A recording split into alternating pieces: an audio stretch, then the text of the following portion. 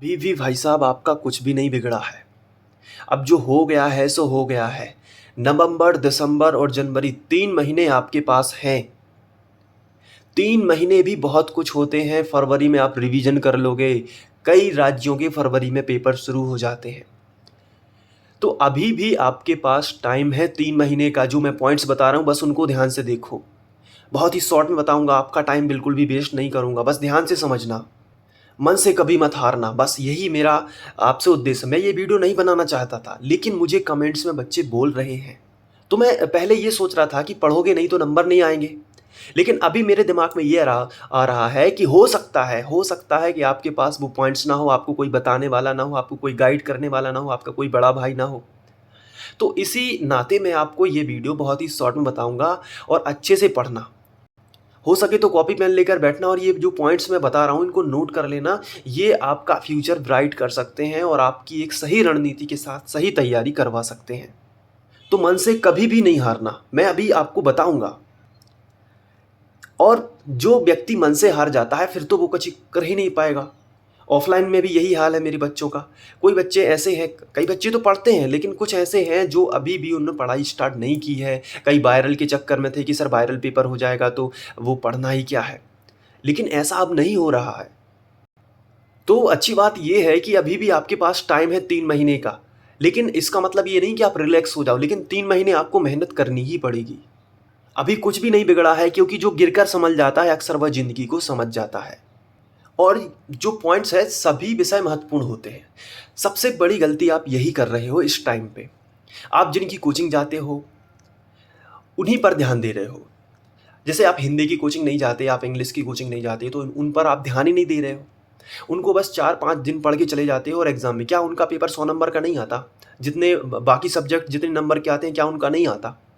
क्या उस पर आपको ध्यान नहीं देना चाहिए? आपको हिंदी साहित्य नहीं पढ़ना चाहिए? आपको कवियों के नाम नहीं पढ़ना चाहिए क्या? बिल्कुल पढ़ने चाहिए। हिंदी और इंग्लिश विषय उतने ही इम्पोर्टेंट हैं जितने आपके physics, chemistry, biology, physics, chemistry, math होते हैं। लेकिन यहाँ पे आप बहुत बड़ी गड़बड़ी कर देते हो। आपको टाइम मैनेज करना आता ही नहीं है। आप सभी विषय नहीं पढ़ पाते। क्या हम लोगों ने 11th में पढ़ाई नहीं की? हम लोगों ने क्या 12th में पढ़ाई नहीं की? हम लोगों ने कैसे जो टाइम है उसको मैनेज किया? तो अभी से ये बात दिमाग में बैठा लो, अभी से, कि जो पढ़ना है तो सभी विषय लेकर पढ़ना है। तो हिंदी, इंग्लिश को भी बाहर निकाल के रखो और आज से जो मैं बता रहा हूँ उस पर फोकस करो। अभी अभी कोशिश में लग जाओ, अभी बिल्कुल, कि मटेरियल एकत्रित करो। अब ये वीडियो देखने के बाद आप मटेरियल एकत्रित कर लो। कैसा मटेरियल? किस बात की बात हो रही है? आप पुराने पेपर देख लो। हिंदी का, इंग्लिश का पुराना पेपर सब रख लो। परीक्षा अध्ययन हो तो वो भी रख लो। किसी नवबोध की गाइड हो तो वो भी रख लो। जिसके पास जिस राज्य में जो भी गाइड चलती है वो अपने पास रख लो। आईएमपी क्वेश्चन, क्वेश्चन बैंक, ये सारा मटेरियल आपके पास रख लो। ऐसा नहीं कि मोबाइल में देख रहे हैं क्वेश्चन बैंक, उसका आप प्रिंट निकलवा के रख लो। कम से कम ऑब्जेक्टिव का तो प्रिंट निकलवा के रख लो वहाँ पे।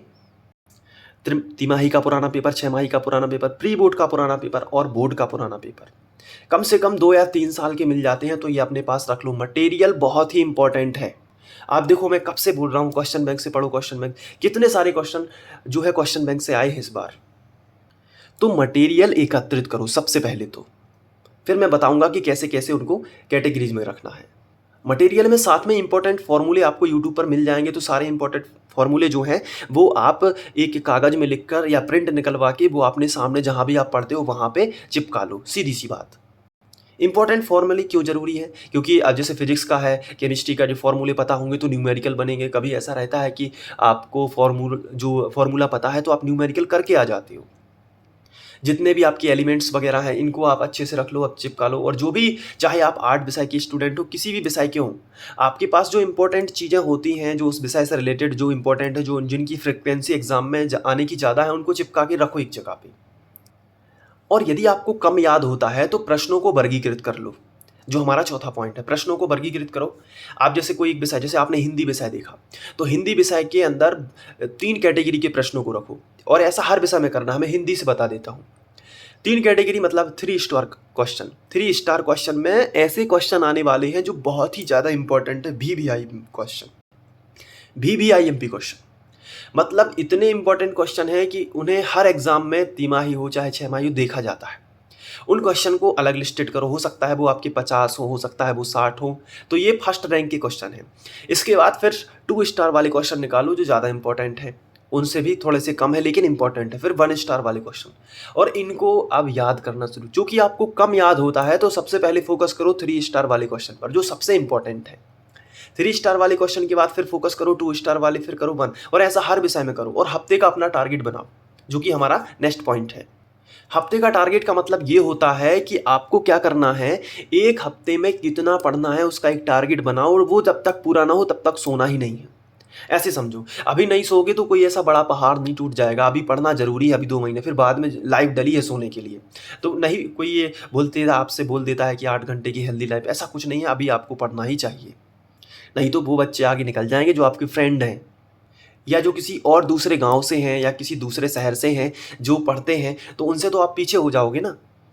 तो टाइम टेबल की ज़रूरत नहीं है, आप एक हफ्ते का टाइम टेबल बना लो। एक हफ्ते में क्या क्या निपटाना है वो लिख लो, कहाँ से क्या लिखना है। जैसे कि हिंदी के अंदर आपने देखा कि मुझे ये एक हफ्ते के अंदर ये 30 प्रश्न याद करने हैं। मान लो आपको कम याद होता है तो 30 प्रश्न याद करने हैं, तो 30 करने हैं मतलब करने ही हैं एक हफ्ते के अंदर, चाहे वो आप कभी भी कर लो।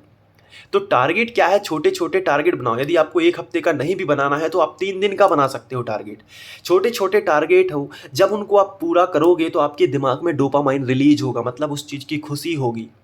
और जब उस चीज़ की खुशी होगी तो आप आगे मोटिवेट होगी। इसे बोलते हैं सेल्फ मोटिवेशन। आप खुद से मोटिवेट हो जाओगे कि मैं टारगेट कंप्लीट कर लेता हूँ, कर लेता हूँ, कर लेता हूँ। अब आपने पहले ही दिन बड़ा टारगेट बना लिया, पहले आप कोशिश करो कि छोटा सा टारगेट बनाओ कि कम से कम प्रश्नों को लो। हो सकता है आप 15 प्रश्न को ले लो, हो सकता है आप 20 प्रश्न को ले लो, लेकिन उनको कंप्लीट तो कर दिया ना, कम से कम एटलीस्ट आप पहले से तो बेहतर होते जा रहे हो ना।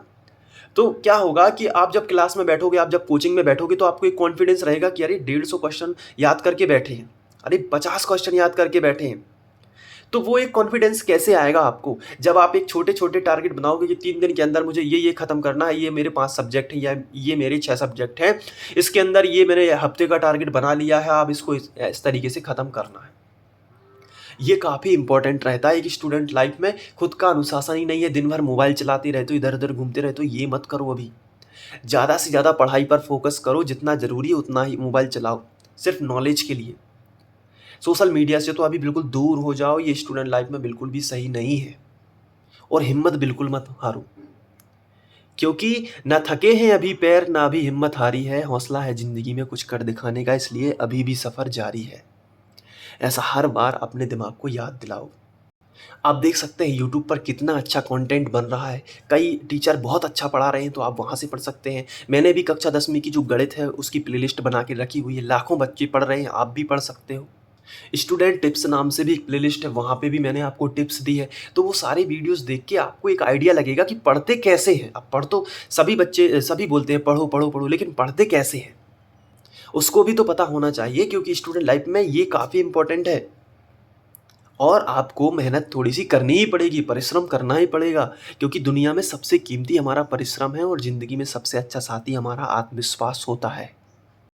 आत्मविश्वास कैसे बढ़ेगा? परिश्रम करने से। परिश्रम कैसे? हमने बताया हफ्ते का टारगेट बनाओ, 3 दिन का बना लो, छोटा सा टारगेट बना लो, 3 दिन के अंदर मुझे ये 20 क्वेश्चन याद करने हैं। फिर उनको जब कंप्लीट करोगे तो एक अलग ही सुख होगा, एक अलग ही खुशी होगी, और उससे क्या होगा, आप आगे की टारगेट करने के लिए मोटिवेट हो जाओगे। समझ में आ रहा है ना क्या?